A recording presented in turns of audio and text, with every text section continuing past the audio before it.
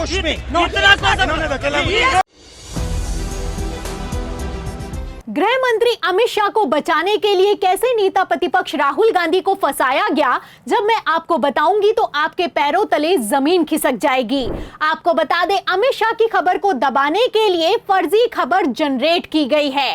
अब इसका भांडाफोड़ हो चुका है और ये भांडाफोड़ कहीं और नहीं बल्कि आरटीआई खुलासे में हुआ है। और इस पूरे मामले में सबसे ज्यादा हैरानी की बात तो ये है कि इस पूरे खेल में राज्यसभा के सभापति और उपराष्ट्रपति जगदीप धनखड़ भी शामिल हैं। तो धनखड़ ने कैसे सदन में चेयर से बैठकर झूठ बोला है, सबसे पहले आप इस बयान को सुनिए, फिर उसके बाद आरटीआई में क्या खुलासा हुआ है, नेता प्रतिपक्ष राहुल गांधी का नाम क्यों ट्रेंड कर रहा है और अमित शाह कैसे फंस गए हैं, उस पर आते हैं।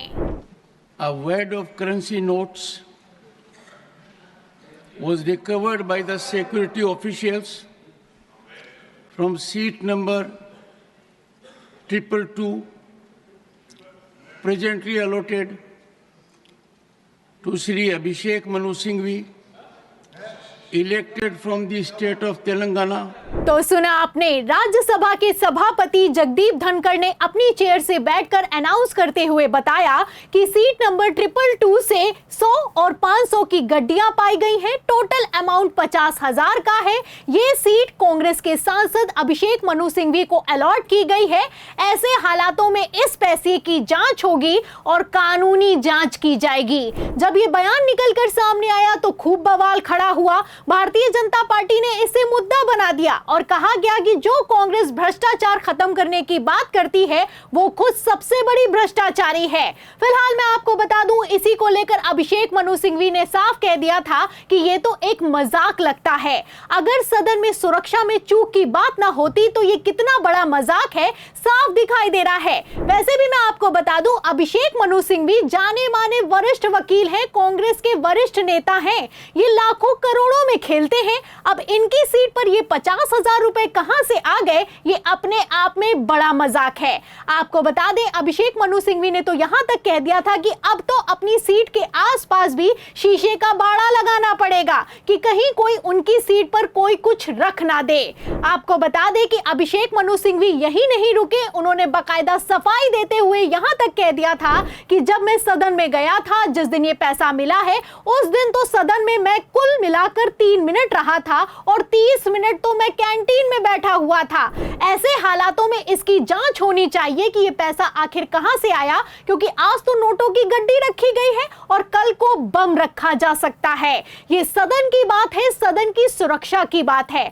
आपको बता दें, जो नया संसद भवन बनाया गया है, इसको लेकर बड़े बड़े दावे किए गए। दावा यह किया गया कि यहां पर भयंकर सुरक्षा है, सुरक्षा में सेंधमारी नहीं हो सकती है, थर्मल इमेजिंग होती है, 360 डिग्री के सीसीटीवी कैमरे लगाए गए हैं, फेस रिकॉग्निशन सिस्टम भी है यहां पर। ऐसे में किसी तरह की कोई चूक नहीं की जा सकती है। फिलहाल जब राज्यसभा के सभापति जगदीप धनखड़ की तरफ से बयान निकलकर सामने आया कि 50,000 की नोटों की गड्डी मिली है, तो इसी को लेकर सीसीटीवी फुटेज की डिमांड की गई और अभिषेक मनु सिंघवी ने खुद कहा कि इसकी जांच होनी चाहिए, कानूनी जांच होनी चाहिए। लेकिन तब तो जांच हुई नहीं और अब आरटीआई में खुलासा हुआ है। आपको बता दें, इसी मसले को लेकर बिहार के एक सामाजिक कार्यकर्ता है कन्हैया कुमार, इन्होंने 25 दिसंबर 2024 को आरटीआई लगाई और आरटीआई लगाते हुए सवाल किया कि जो गड्डी पाई गई थी संसद भवन में, इसको लेकर जांच कहां तक पहुंची है।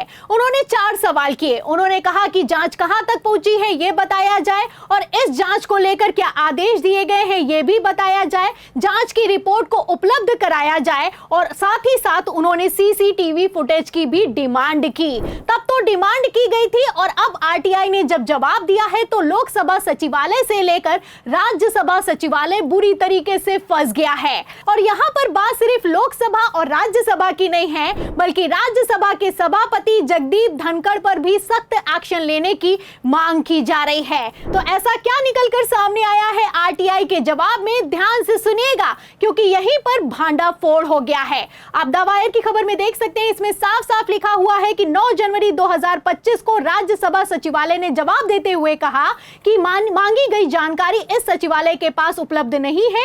यह विषय लोकसभा सचिवालय से संबंधित है है। आरटीआई अधिनियम 2005 की धारा के प्रावधानों के अनुसार इस आवेदन के प्रति लोकसभा सचिवालय को स्थानांतरित कर दिया जाता है। तो जो आरटीआई में जवाब मांगा गया था, उस आरटीआई को लोकसभा सचिवालय को ट्रांसफर कर दिया गया। अब इसी को लेकर लोकसभा सचिवालय का भी जवाब निकलकर सामने आया है और इस जवाब ने बवाल खड़ा कर दिया है। आप देख सकते हैं, साफ साफ द वायर की खबर में लिखा हुआ है कि 6 फरवरी 2025 को लोकसभा सचिवालय ने जवाब दिया, जिसमें उन्होंने 3 सवालों के जवाब में लिखा है कि यह मामला राज्यसभा सचिवालय से संबंधित है। तो आप देख सकते हैं, लोकसभा सचिवालय कह रहा है कि राज्यसभा बताएगा, राज्यसभा सचिवालय कह रहा है कि हमने तो लोकसभा सचिवालय को जो आरटीआई में जवाब मांगा गया है उसको स्थानांतरित कर दिया है। ना लोकसभा के पास जानकारी है, ना ही राज्यसभा के पास जानकारी है, और राज्यसभा का सभापति अपनी चेयर से बैठकर कहता है कि हमारे पास तो जानकारी आई है कि 50,000 रुपए मिले हैं, अभिषेक मनु सिंघवी की सीट से मिले हैं और इसकी अब कानूनी जांच होगी। तो फिलहाल ये जांच कहां से होगी और कैसे होगी, सवाल खड़ा होता है। आपको बता दें कि सीसीटीवी फुटेज जारी करके 1 मिनट में इस पूरे के पूरे खेल को एक्सपोज किया जा सकता था, लेकिन किस तरीके से फेक एजेंडा सेट किया गया है, वो भी जगदीप धनखड़ की तरफ से, वो भी सदन में, आप समझ सकते हैं। अब जब से आरटीआई में ये खुलासा हुआ है, जवाब निकलकर सामने आया है, उसके बाद से लगातार राहुल गांधी का नाम सोशल मीडिया पर ट्रेंड कर रहा है। आप अच्छे से जानते हैं कि किस तरीके से गृह मंत्री अमित शाह ने सदन में खड़े होकर डॉक्टर अंबेडकर का अपमान किया। इसके बाद कितना बवाल हुआ, इंडिया गठबंधन ने किस तरीके से सदन में विरोध प्रदर्शन किया, राहुल गांधी समेत प्रियंका गांधी ने कमान संभाली और गृह मंत्री अमित शाह पर सख्त एक्शन की डिमांड की गई। आप अच्छे से जानते हैं, इंडिया गठबंधन ने कहा कि गृह मंत्री अमित शाह को किसी भी कीमत पर माफी तो मांगनी ही होगी, लेकिन अमित शाह ने तब माफी मांगी नहीं और भारतीय जनता पार्टी भी बैकफुट पर आ गई।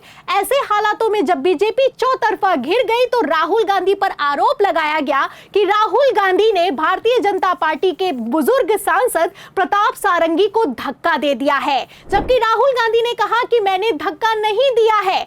आपको बता दें, तब भी राहुल गांधी ने सीसीटीवी मांगा था, तब भी सीसीटीवी फुटेज नहीं दिया था और अब भी आप देख सकते हैं कि सीसीटीवी फुटेज देने के लिए तैयार नहीं है। लोकसभा राज्यसभा पर आरोप लगा रहा है और राज्यसभा लोकसभा पर आरोप लगा रहा है और इन सब के बीच उपराष्ट्रपति जगदीप धनखड़ बुरी तरीके से फंस गए हैं। फिलहाल ऐसे हालातों में आपको क्या लगता है, क्या धनखड़ पर सख्त से सख्त एक्शन नहीं होना चाहिए? इस सवाल के जवाब में इस पूरी खबर पर, आरटीआई के खुलासे पर आपकी क्या राय है, हमें कमेंट बॉक्स में जरूर लिखें। वीडियो को ज्यादा से ज्यादा शेयर करें ताकि सच्चाई दूसरों तक पहुंच सके। हमारे चैनल को लाइक करें, सब्सक्राइब करें, ज्वाइन करें। फिर मिलती हूं अगली खबर के साथ, तब तक के लिए धन्यवाद।